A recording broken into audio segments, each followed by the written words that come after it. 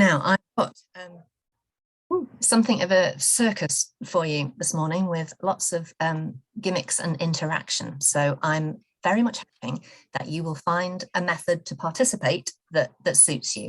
So you can talk, that would be great. You can type things into the chat in Zoom, but I also have something else to try for you.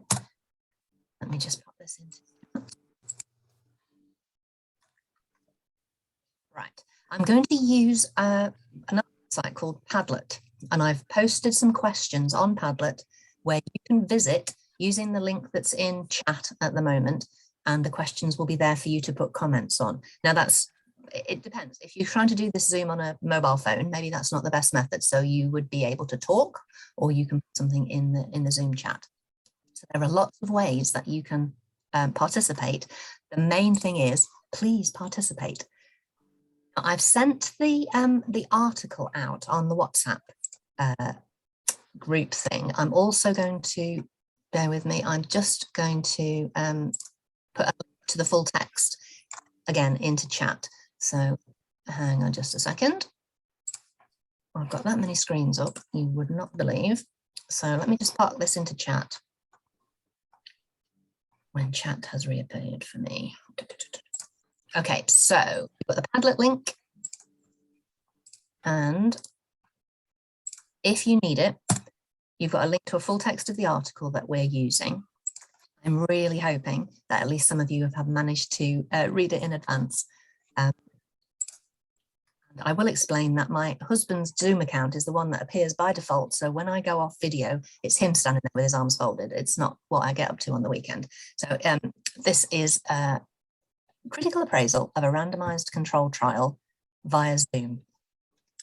Okay, I believe that you like doing Kahoot quizzes before teaching sessions, so I have got one of those prepared, and I've never used this before, so this is a first for me too. I'm assuming that you have been very well trained by Olu in the use of Kahoot, so if I put the Kahoot screen up, it will tell you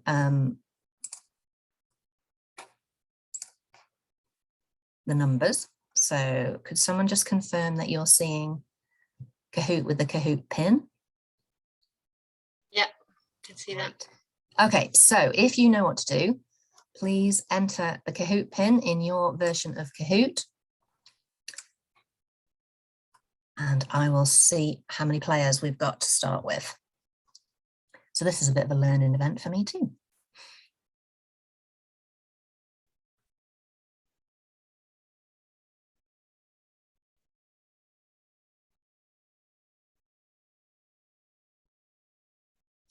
Now I've turned off the annoying music, but I can put twinkly music on in the background, I think.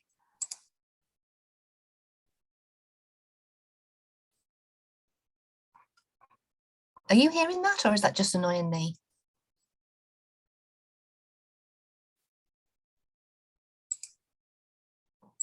I'm going to knock that on the head. Great. Okay. So I forgot to check how many participants we've actually got. 18. Okay, so I shall wait a little bit longer for this to for people to sign up.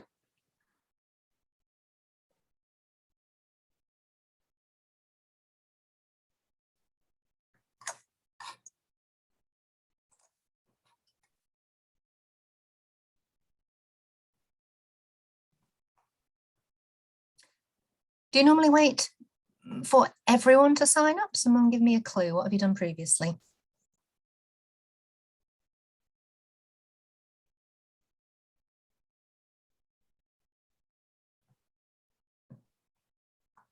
Patrick, what's normal?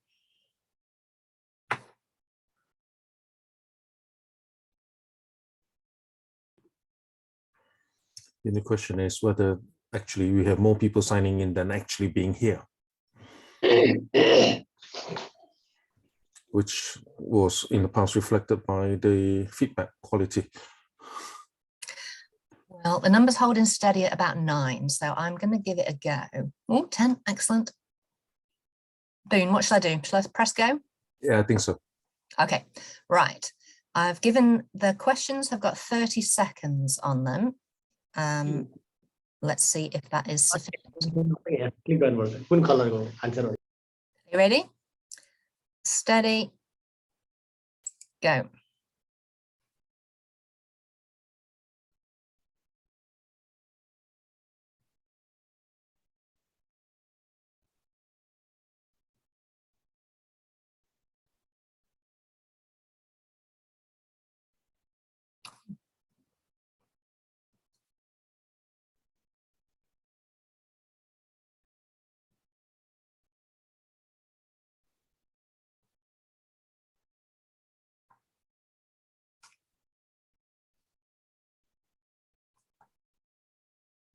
Nice. Okay, ready. Next one.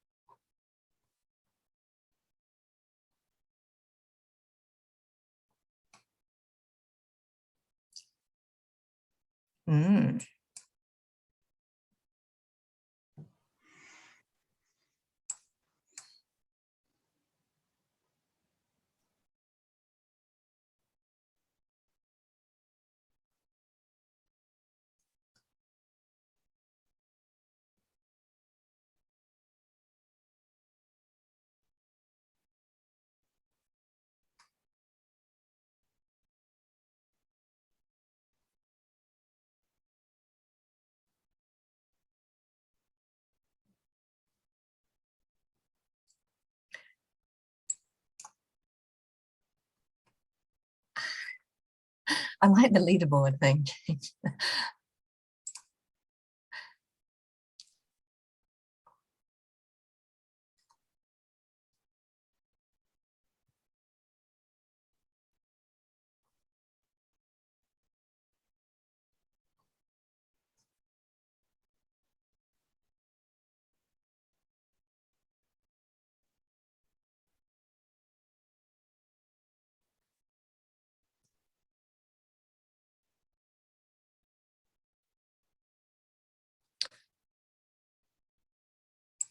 What's that done? Ooh. Rachel, you're on the way up.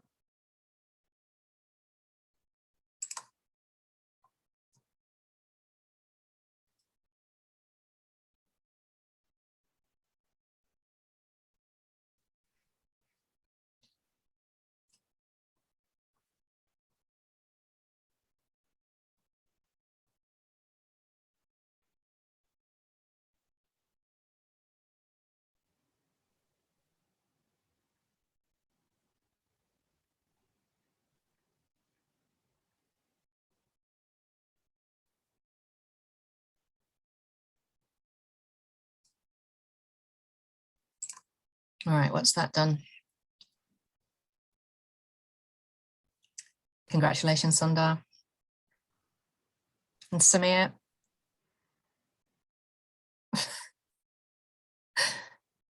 Rachel, yay! Excellent. That. Well, that was pretty good.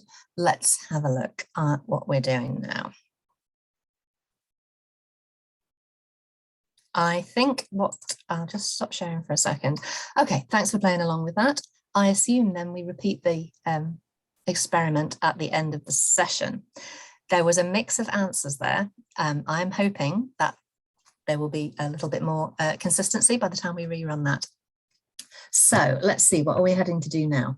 If you are able to use that Padlet, you will see the questions that I'm going to pose about the randomized controlled trial that I've asked you to read in advance.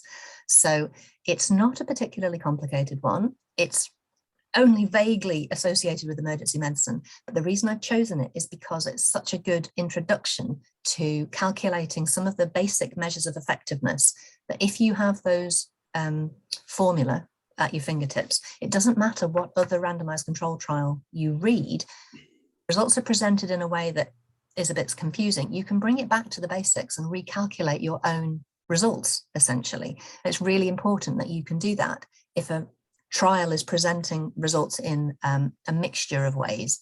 You can bring it back to the nuts and bolts.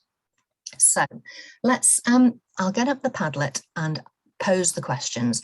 I've taken these from, sort of cherry picked them really from a CASP checklist, which is a standard form for critiquing a randomized control trial. So I'm really optimistic that you'll be willing to come off mute and say stuff or type it into the chat.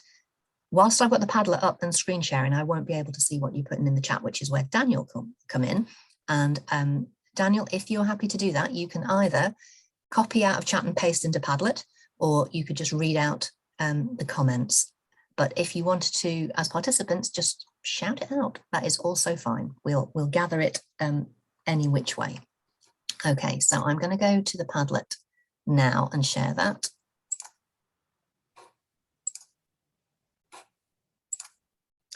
And I've got it up here.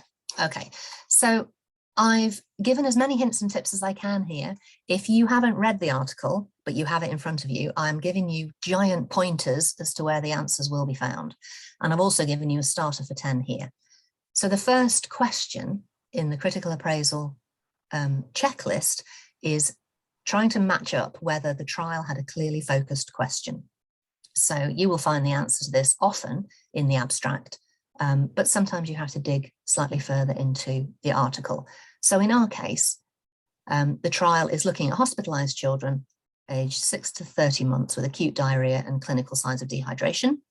And that's the patient group. PICO is a really neat way of breaking down a clinical question into its constituent parts and seeing if the trial makes its own objectives clear that way.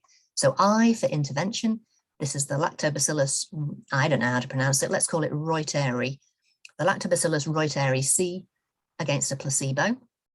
And the outcome they're interested in, and the one that we'll focus on, is the rate of unresolved diarrhea at 3 days. That's their primary outcome.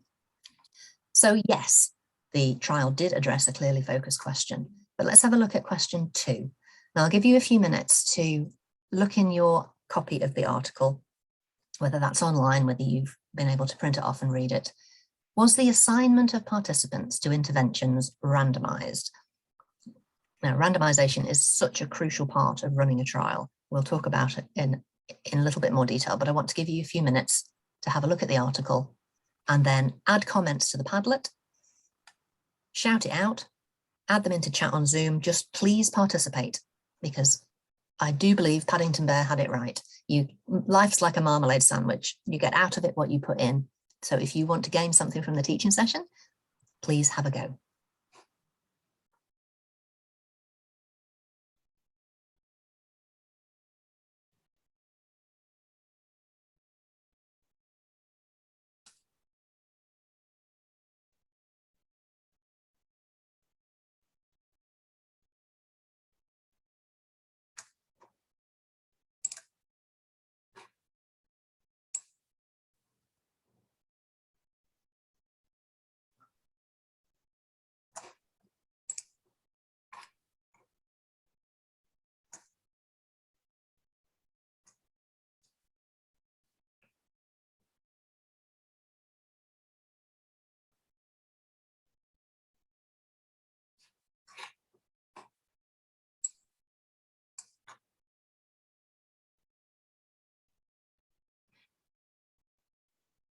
Yep, I'll go with that. I believe it was. Give me a little bit more detail.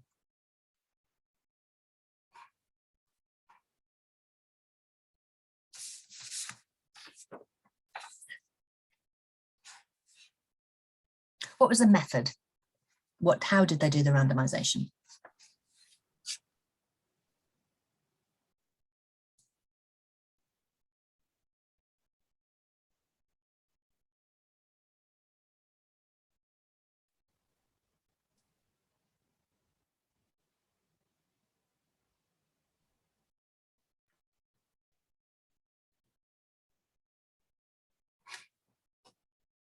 Oh, some detail coming in. Fantastic. Thank you for that. Yes, that is a really good summary of what they got up to. Children were assigned consecutive numbers, and then they were randomly assigned using a computer-generated randomization list. And then the children were sequentially entered to receive their assigned treatment. So you've had a go. Daniel, was that you helping with Padlet there, or are people popping their stuff in? Yes, that was me.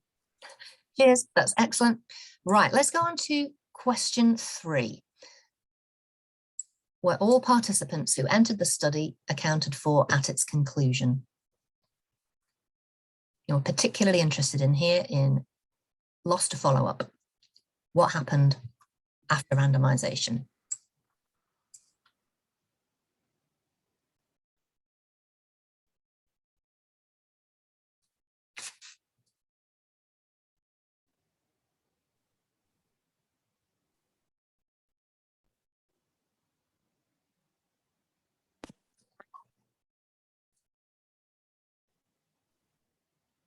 Patrick, you're on mute.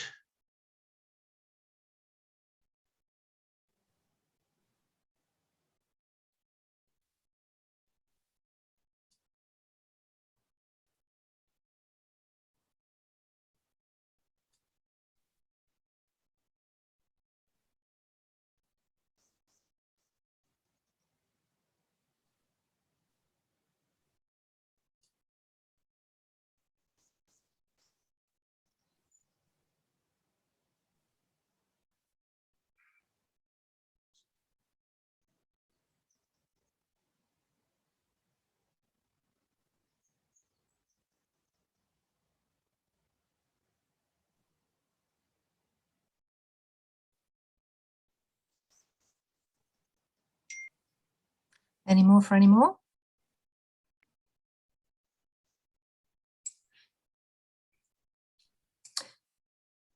So this is a really key part of randomized controlled trials. There are elements which are optional, and there are elements which are utterly essential to a well-constructed trial.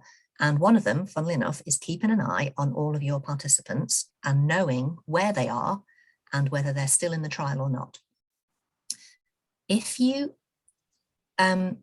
intend to analyze all of your patients, regardless of whether they finished the trial protocol, then you are carrying out an intention to treat analysis. So there's various elements to that, but essentially participants are analysed in the study groups that they were assigned, and their data is either assessed or sort of imputed whether or not they make it to the end of the trial. That accounts for everybody. If you only look at and analyse the data on the people that finished the trial, the ones that had participated and followed the protocol, you're doing a per protocol analysis. And they're not the same, because if you have lost a lot of participants, you have to assume what happened to them, and you have to assume the worst. Otherwise, you're minimising the effect that the dropouts are having. So it's really important to know where they are. It's also really important to know if they've dropped out because they're experiencing hideous side effects from a drug, for example. That's quite different from they were a bit bored at the end and they couldn't be bothered to come back for the follow-up appointments. You need to know why as well as who. So that's why there's such emphasis on loss to follow-up and who is still in the trial.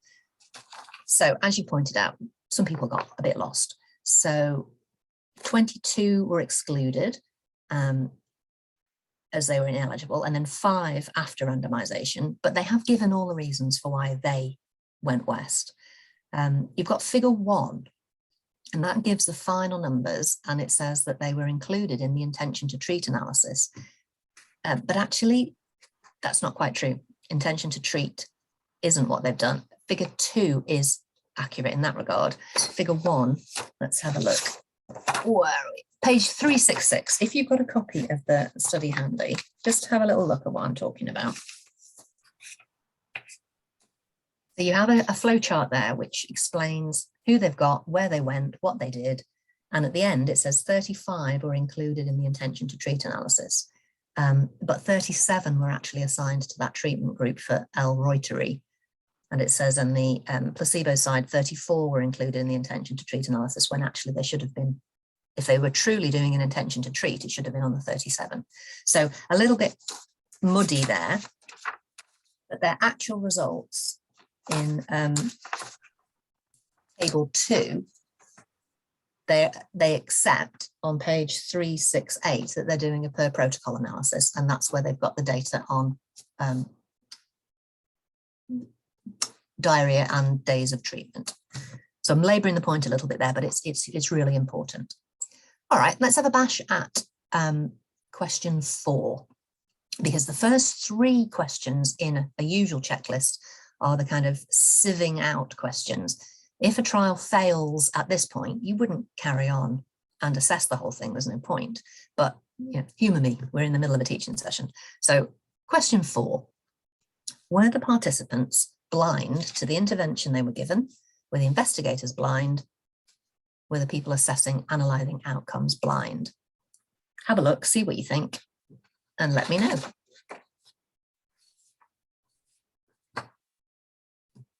So I don't just want yes and no's, really. I'd like some detail. How did they make sure that this was the case for the particular groups? I'll give you a good few minutes to do this one because there's quite a bit of detail in here.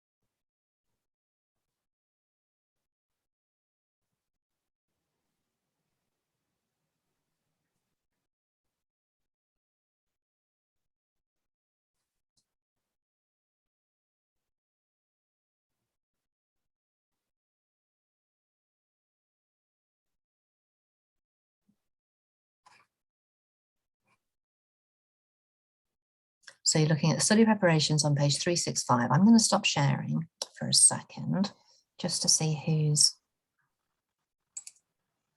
there.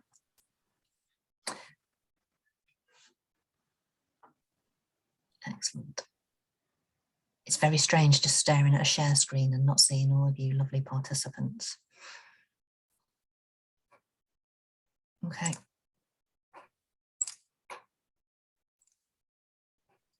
Lovely, some detail coming through.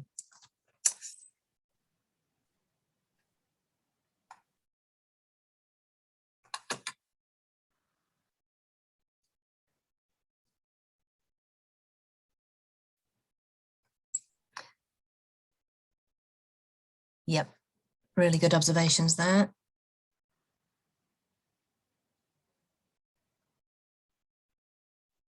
Any more? Anything about the point at which the investigators found out what was what?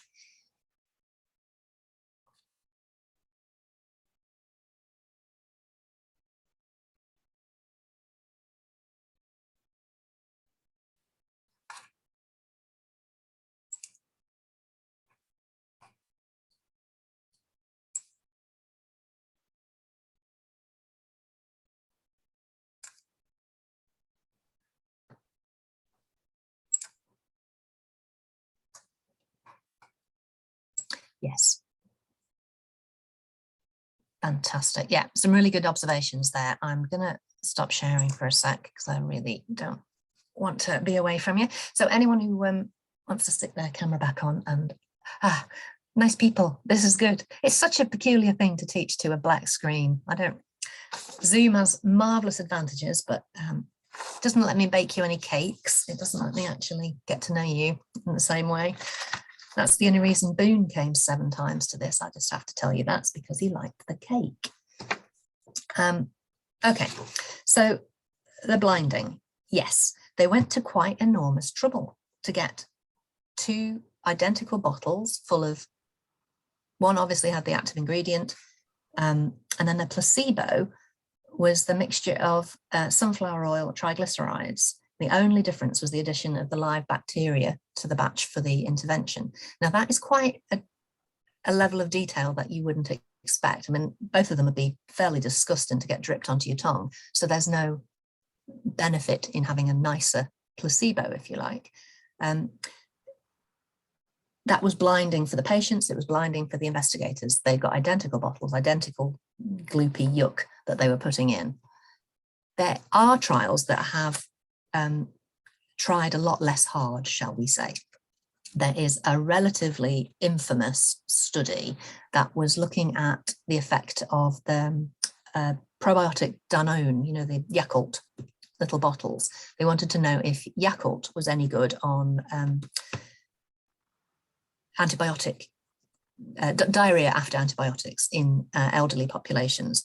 So they provided, and the study was sponsored by Danone, who make Yakult, and they provided the Yakult for the trial, but for reasons unknown, they decided that a suitable placebo would be Yazoo strawberry milkshake in 500 milliliter bottles against Diddy Yakult. The only attempt they made to do any blinding was to take the labels off the bottles, and they thought that that would work. So the efforts that these people went to are excellent. And just in case you think that's quite a trivial difference, the Federal Drugs Administration in America actually prevented Danone from using that trial in their advertising material because the blinding was so shambolic, and a couple of other faults as well. It really matters. Yeah, and the codes were revealed at the end of the study, so the investigators were also blinded. So that's pretty good. Okay, if you're in the swing of this now, let's go back and have another look at the next question. Okay, so question 5. Were the groups similar at the start of the randomized control trial? You have a very neat table to look at. Check their baseline characteristics and see what you make of it.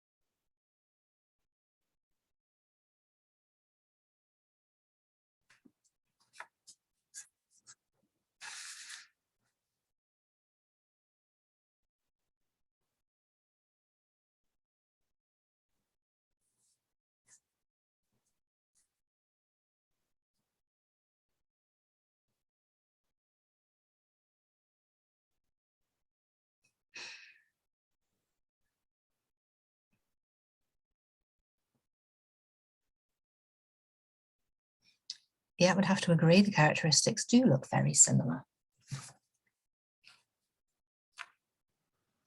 Is there anything in there that may affect the outcomes? Some differences between the groups, or have they managed to randomize them so well?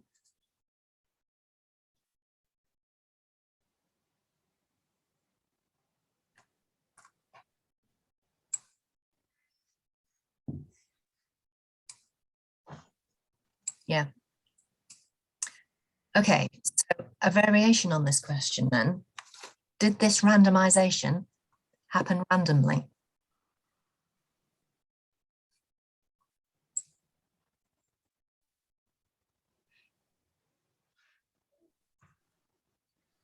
it is quite amazing, isn't it? I would say it goes far as to say a spooky level of similarity between the two groups.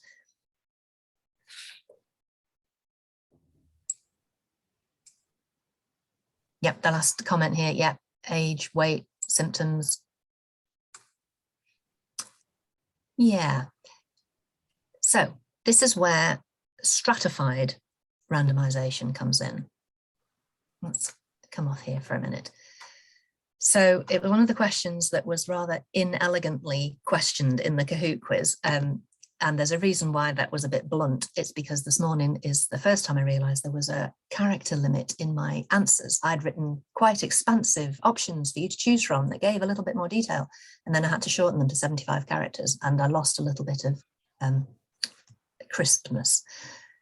So it is perfectly ethical and reasonable to pick some variables of interest in a trial and ensure that those are randomized across the groups instead of pure randomization, for want of a better word. And that's important. If the trial was about the effectiveness of tamoxifen in breast cancer for women, it wouldn't be a good idea to end up with all the menopausal women in one group and all the younger or older women in another. You would stratify for age across the groups. So it can have enormous benefits. It's when you look at a table of baseline characteristics and it looks incredible, like you just, created it, they're perfectly balanced for percentages. That's when you think, okay, even if they don't mention it in the trial, it's likely that some stratification took place. And I think that that is what has happened here. And people have different views on whether that is a good thing or not. Make your own mind up on this particular table, I think, is probably the way to go. Right, we've got one more question to go on this little set. And it is, where's question 6? Over here. Apart from the experimental intervention, did each study group receive the same level of care? Were they treated equally? Obviously, apart from the different sorts of gloop that they were taking. So you need to consider this in terms of, was there a study protocol? Were there any additional interventions? Was the follow-up interval the same? What happened potentially differently to each group apart from the actual test product, if you like?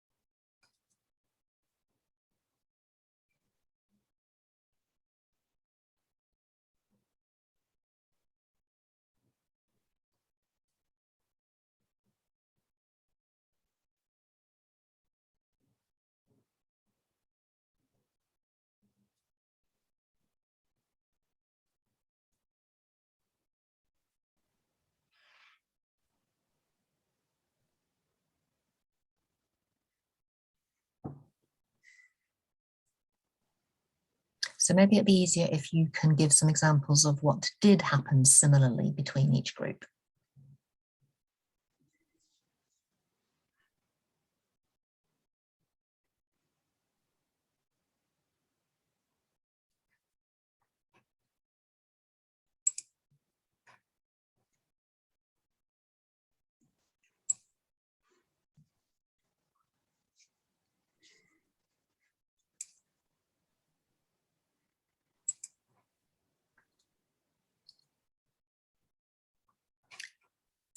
Lovely. Let's have a look at these.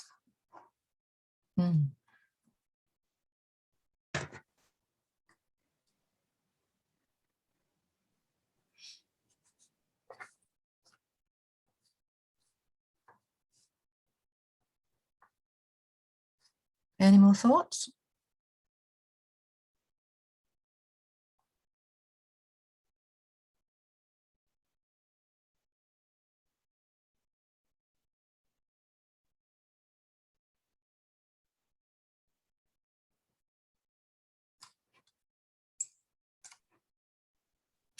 Yeah, I think so. I think they had very similar care. There are some details that are slightly different, and fortunately, I can't see. Yeah, I can't see here who's made that observation, but it's a good one. The dehydration potentially is individual to the children, so their oral rehydration amount might vary. So there was a protocol that they followed. So no one was allowed any fermented milk. On admission, all the children were weighed, examined, had a stool sample taken, they had the first dose. The rehydration therapy was the same for the first 4 hours, and then they obviously did it on a replacing fecal loss by volume basis. So it's how you would treat the children, isn't it? It's not going to influence the outcome of the trial, I don't think. There was some children had a nasogastric tubes, some were given their rehydration on a spoon. Again, difference, but not important difference. And they all had to keep a diary on symptoms. So they were treated pretty evenly, I think. They have put a great deal of sort of thought and effort into the trial. Okay, you'll be glad to know, no more Padlet. I want a bit more. Let's see if we can have some shouting out the answer type time. The thing is, critical appraisal is a balancing act between establishing if the trial achieved validity. So are the methods sound? Did they find some results? And then the other half of the equation is, can you apply it clinically? Are the patients similar enough to patients you might want to treat? Is the setting similar enough to the setting that you're in? And that's a judgment call. That's not a right and a wrong thing. We're only really looking at the sort of internal validity of the trial this morning. So what did they do? What did they find? And so far, we've just looked at their methodology, but we're going to have a little bit more of an in-depth look at the results that they found. And if there's not enough detail in the results, that's when we start to make our own calculations. So I'm just going to just quickly have a look and see if there's any of the theory in the questions that I asked in the Kahoot that we might need to kind of embroider a bit. So bear with me a second and let's see what might be helpful for you.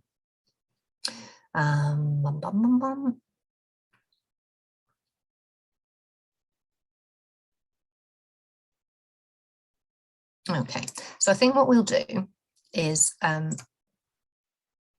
bring up some slides that will take us through what would be a few more questions on a checklist, but actually to do some practical calculations. And then we can take questions and I can try and fill in any gaps in your sort of theory up to now.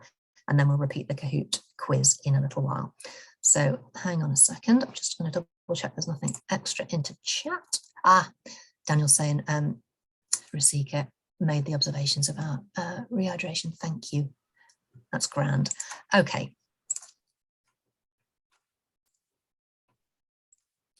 So I think the thing that I want to bring up is this one.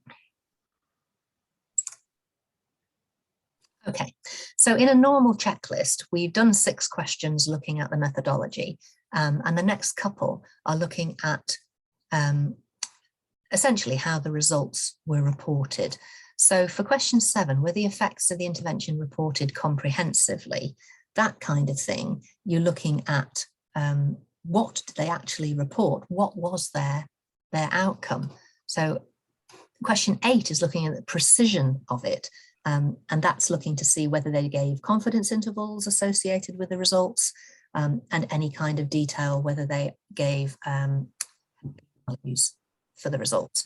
So just to get that's the heads up, I don't want to have this PowerPoint up any longer than necessary because I want someone to tell me what did they actually find. So no more writing in chat. I actually want to hear your voices. What did they find? Who's going to be bold?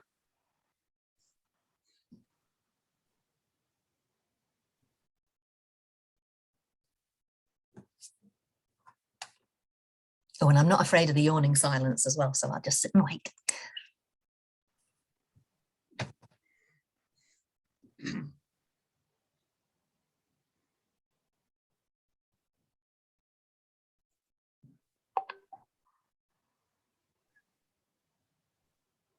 Oh, Patrick, I thought you were going to go for it then. You're on mute.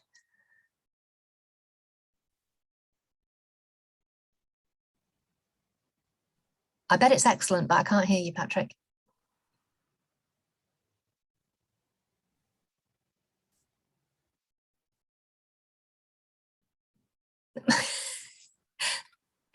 Please tell me you've not all been muted on purpose. I'm not by me.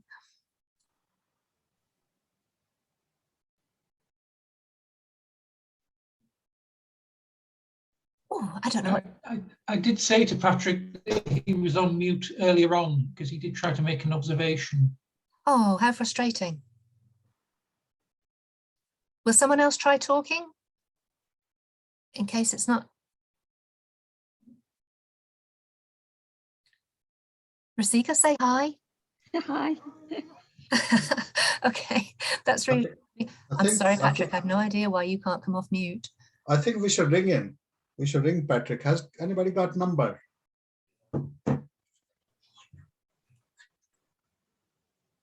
Oh, bless, he's chatting away. I'm sure what he says is. No, he's saying marvelous, but we can't hear him. I know, it'll be Shakespearean critical appraisal. I really want to hear that. Well, somebody should ring him. No, he's.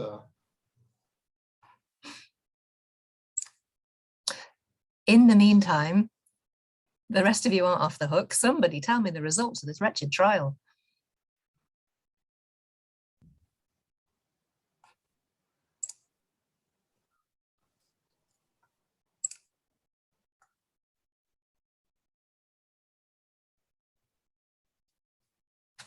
There we are.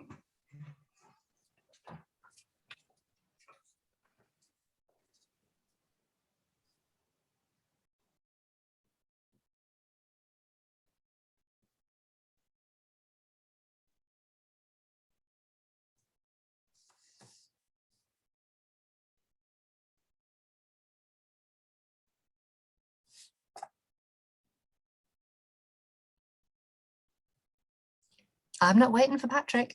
I'm just waiting for anybody. I think he's coming back. Let's see if he responds. He's still mute, is it?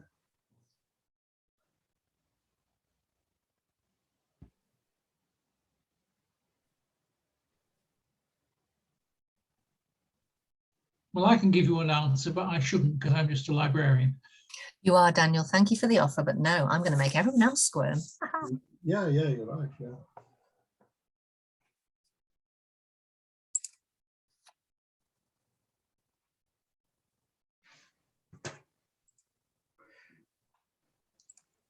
Afroz, are you on? We don't know who is here.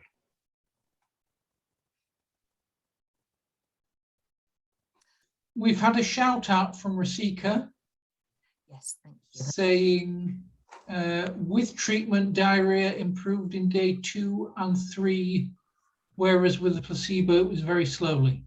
Ah, yes, that will do nicely. Thank you. They don't give a tremendous amount away, do they, as their headline results, when in fact they did find quite a marked reduction in the amount of diarrhea at day 3 in those children who were taking the active treatment. That was it. It wasn't as scary as it might have sounded. We just needed to know what was the headline result of the trial. So we're going to, I'm trying to find out. Boone's managed to message me. A little thing flashed onto my screen and now I can't find out where that was. Bear with me just a second. Let's see if it was a WhatsApp. Yes, it was a WhatsApp. Boone, it's going to be another half an hour. There we go. Right, let's go back to the questions then and see what comes up next. Hang on a second.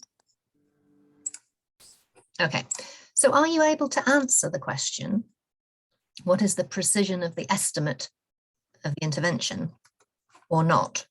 And to save another yawn in silence, I suspect the answer is can't tell, because there is a significant absence of the usual markers of precision in this trial. So no confidence intervals and relatively few p-values. We will have a look at both of those things in a slide or two. Let's have a look at confidence intervals.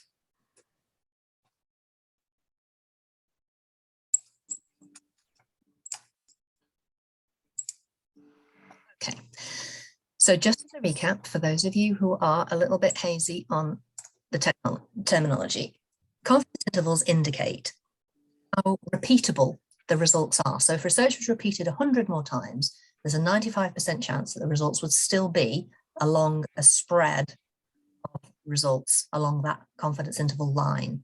If the confidence interval that represents the spread of results is shorter, the more confident we can be that the results are true. And if the confidence interval stretches and crosses an imaginary line of no effect, the intervention, you've got a big question mark over that, whether it's doing harm or whether it's doing any good.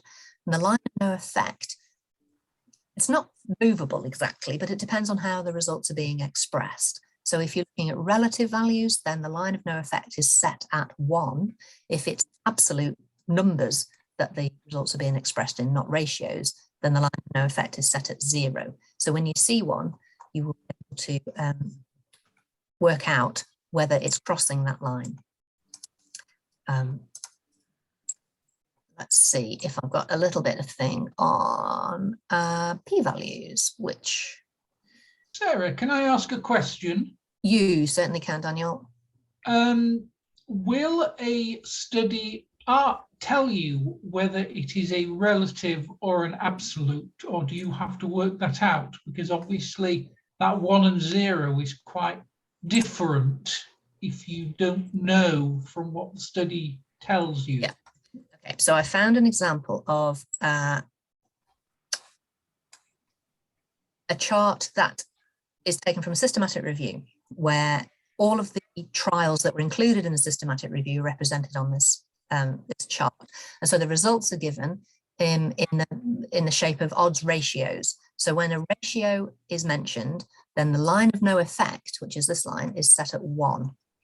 These confidence intervals are a representation of all of the results in that particular trial. And this confidence interval is crossing the line of no effect. So there's a question mark over the results there. Only the results that are clear of the line of no effect and a very short confidence interval, you would have a lot more confidence in the results of that particular trial. Obviously, the systematic review attempts to amalgamate all of the statistics and all of the data from these trials, and it offers a summary answer.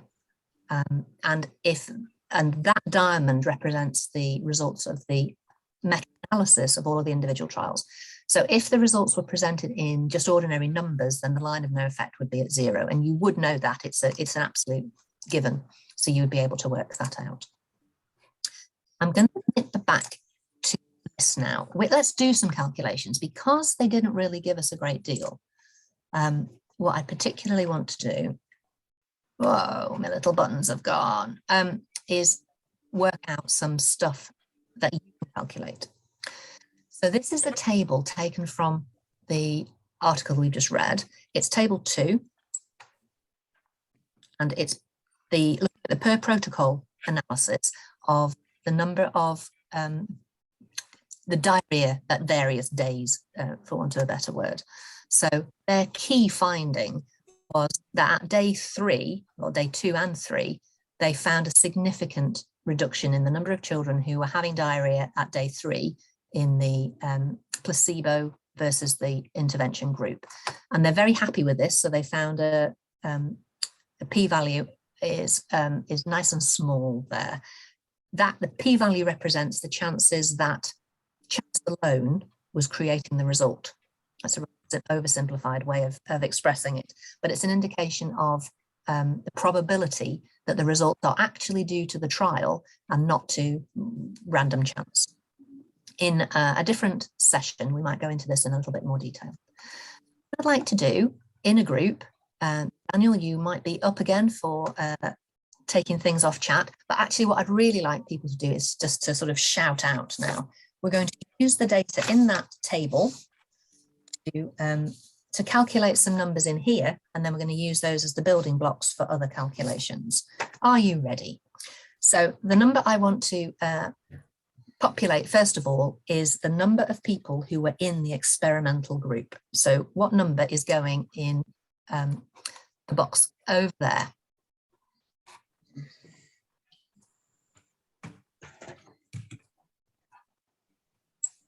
$37. No, it's the per protocol analysis. Oh, sorry, I should have been a little bit clearer. So we're going to take it off the table after the dropouts have dropped out.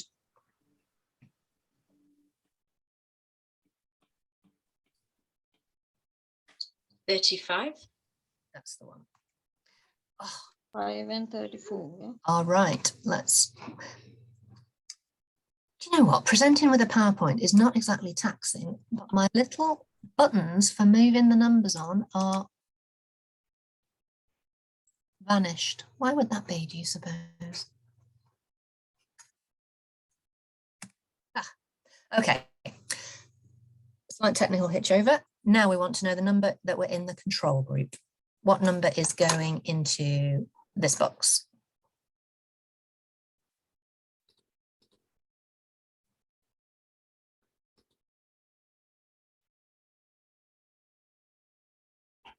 Before 34. It's as easy as that. Okay, next up, how many children in the experimental group had unresolved diarrhea at 3 days?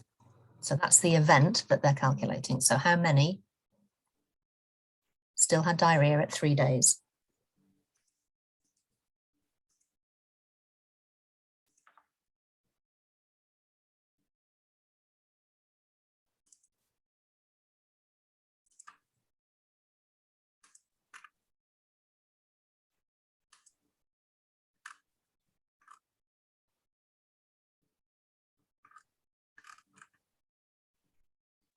$16.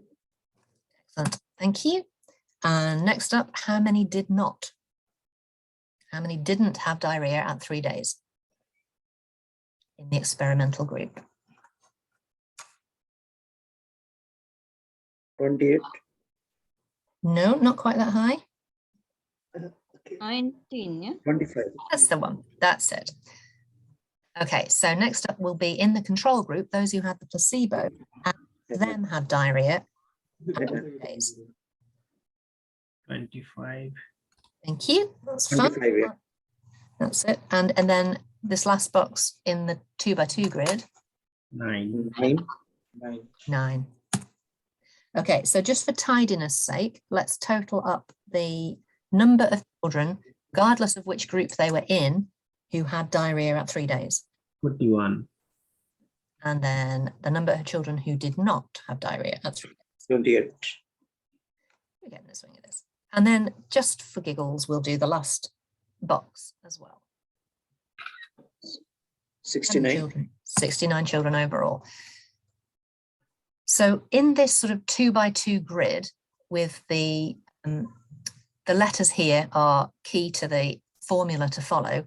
This is all the data that you need to calculate more or less anything that you want to calculate in a trial. So I will replicate this grid on the next slide so you won't have to kind of remember these figures.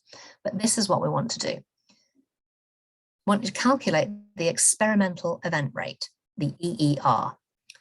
And using the 2 by 2 grid, this is the number of children in the experimental group divided by all of the children in that group. So it's not tricky, it's that calculation. So anyone want to shout the answer out? 35.7. Okay. I'm going to go and round that to 46. So the chances of still having diarrhea at 3 days in the experimental group are 46%.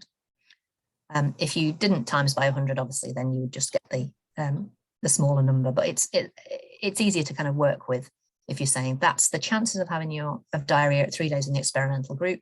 That is the experimental event rate.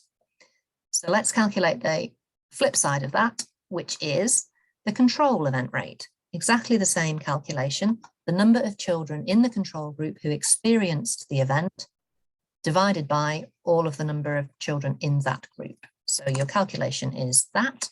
Anyone want to? 74. Sorry? 74. Ah, that's fine. So that's easy. You've got your experimental event rate and your control event rate. And with those two figures, there are more things that you can calculate. So they're building blocks. You are able to calculate the absolute risk reduction. In effect, how does the diarrhea rate in the experimental group compare with the rate in the control group? What effect does that treatment have? So the absolute risk reduction is your control event rate minus your experimental event rate. So in this case, that's a very easy bit of maths. 28. Yeah, this is not tricky stuff. But again, the absolute risk reduction is a building block for calculating other things. It's very useful in its own right, but it's useful because it will allow you to calculate the number needed to treat. And the essence of the number needed to treat is how many people would have to take the treatment, whatever it is, in this case, the probiotic, in order to prevent one more person from experiencing the event. So the number needed to treat is calculated by 100 divided by the absolute risk reduction. And in our case, that's 100 divided by 28. 4. You've all got calculators on your phones, you'll be fine. 4. Yeah, because you can't have a part of a person. So even if the number is a fraction, you would round up. So in this case, the number needed to treat to prevent one more child from having diarrhea is 4. So 4 children need to receive the probiotic, and then an additional 1 won't have diarrhea. The smaller the number, the more effective the treatment. That makes sense? Okay, let's stop sharing that. Okay, so they're pretty simple calculations, but they don't vary, and you can apply them to any trial that doesn't give you sufficient results. We're not going to calculate confidence intervals and p-values. That's beyond an introductory level for critical appraisal. What we could do now is rerun the Kahoot quiz, or I can take questions and try and answer any sticky bits or puzzling bits. So let's have questions for a minute or two, and then we'll rerun the Kahoot quiz and see where we are.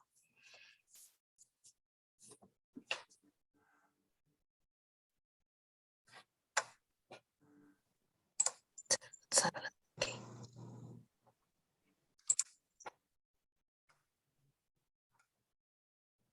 So that's encouraging. So we can do various things going forward. That's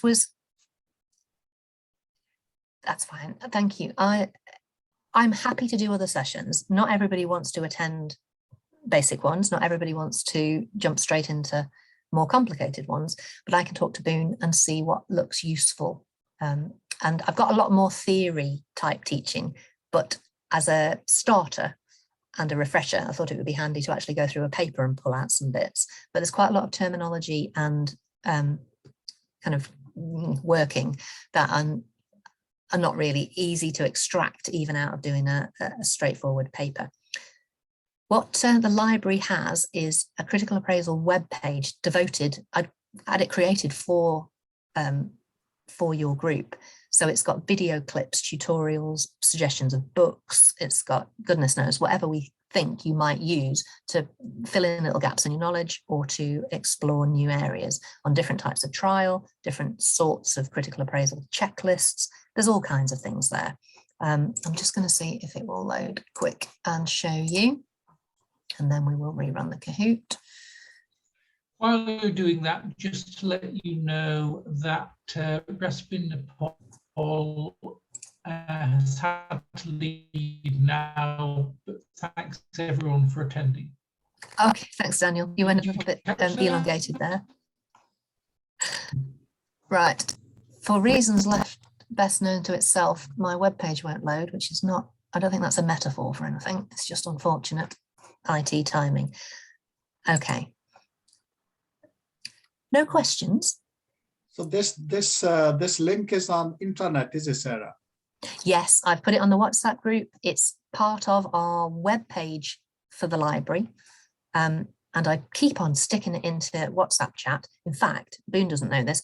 I've starred it so it'll stay in your list of conversations, for want of a better word, in the group information.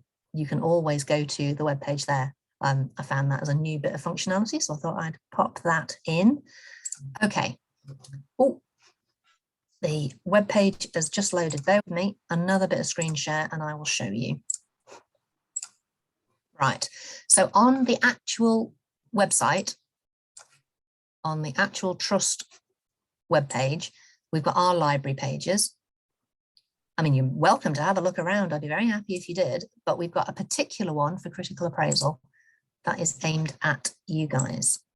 And it takes you through all sorts of stuff. Videos, checklists, statistics, help, books, e-learning, you name it, it's there. So explore, because critical appraisal is the kind of thing that you just have to do. It can't be done to you. Your understanding and appreciation of it improves immeasurably when you are practicing it yourself. Right, I think it might be time for the Kahoot thing again. Let me just have a little rummage and see if I can reset it.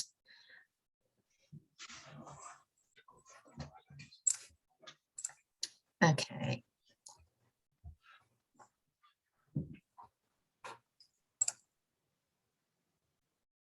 All right, I'm loading the Kahoot. When it's up, I assume that you just go back in and play it again, and we'll see if we get a different winner. Rachel also has to go. Oh, thanks well, you. we will definitely get a different winner then. Thank you, Rachel. Thank you for your participation. Bear with me a second, it's still loading. My husband is also doing something Teams related on the other PC at home, and I think he's sucking up all my bandwidth. That's not funny.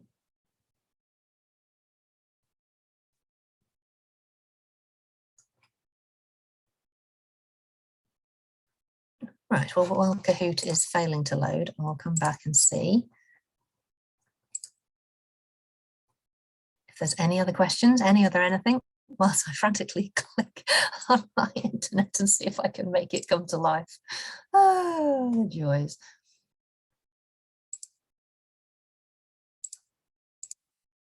Right, I closed down everything else bar the Kahoot, and it's still.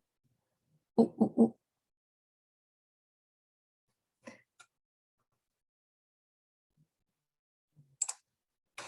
Okay.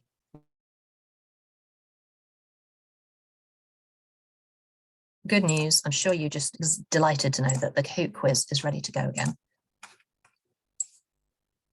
In a minute, it'll share the game pin, and then you'll be able to have another bash.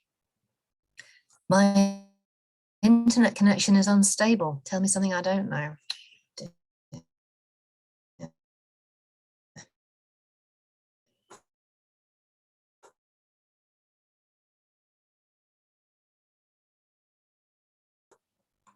Sorry about this, guys.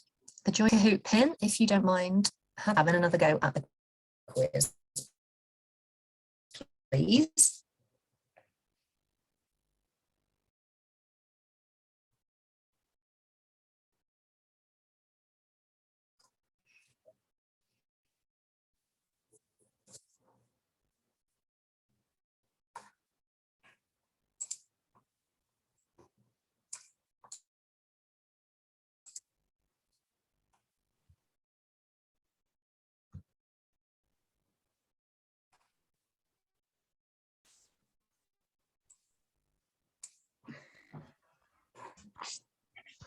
How many participants have we still got? 13. Oh, good. Okay, well, we'll aim for at least half of you to have a little bash. One more.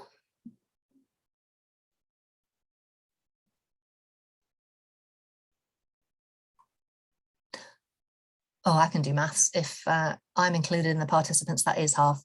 Right. Oh, great. Okay, I'm going to start this off now. Are you ready? Steady.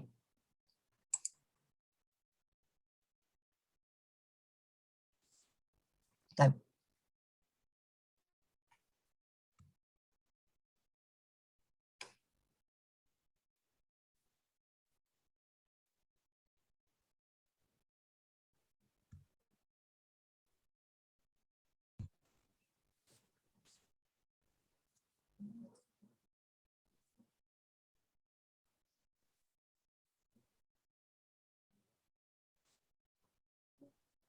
Oh, nice. I do like that. Thank you. Well done, Samir. You're in the lead at the moment.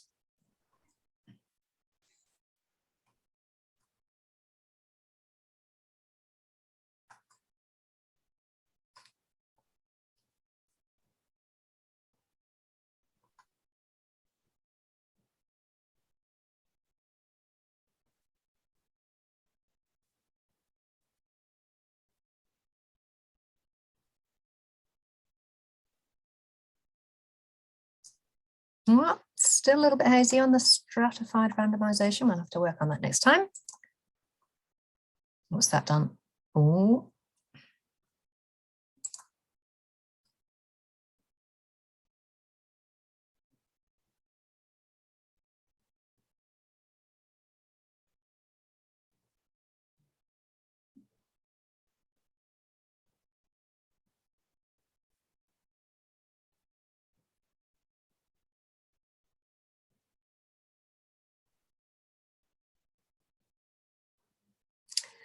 Good stuff. You're on fire, Samir.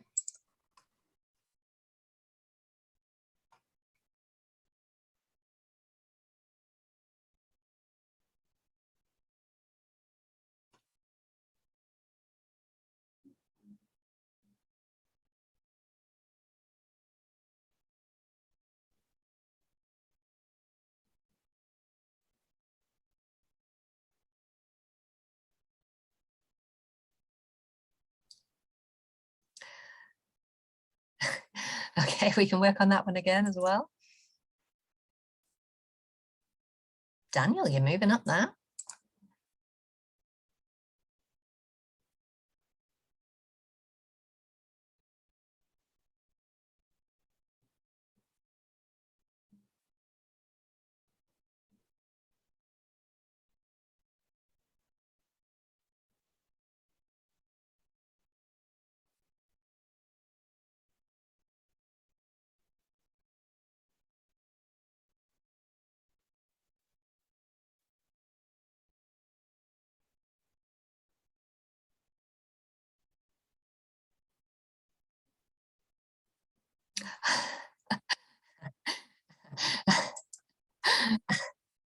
Who's at the top of the podium?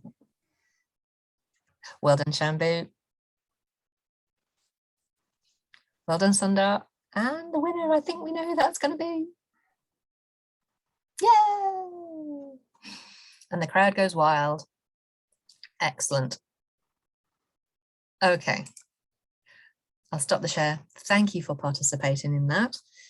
The question, any questions that you do have, contact me. You can do that via WhatsApp. You can email me, and I will put my email address in the chat right now.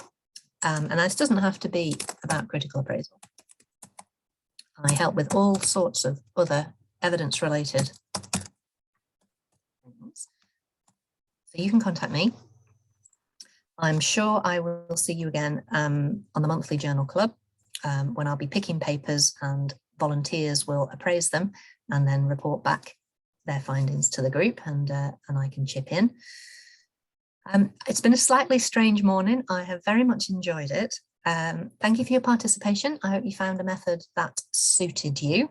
And I look forward to the day when I can actually sit down in a room with you, feed you cake, and we get to do critical appraisal in person. But until that day, we will persist with Zoom and online teaching.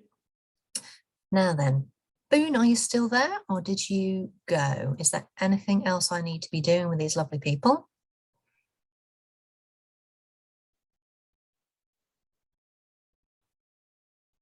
Mm. Right, I'm going to take that as I can do whatever I like, which includes saying the session is finished. I've enjoyed it very much. Thank you. And look forward to the feedback. You know where the feedback link is now in your WhatsApp group. It's a permanent one, so I don't need to post it to chat. So that's great. All right, I'm going to say goodbye. I assume. Thanks, Sarah. Thank you very much. Boone. Thanks. Oh, welcome, Mr. J. I hope you were in along with Great. me. Yeah, great. Absolutely great. Yeah. Okay. Daniel, thank you for your help. I very much appreciate it. You and I can catch up afterwards if you want to. It's a pleasure.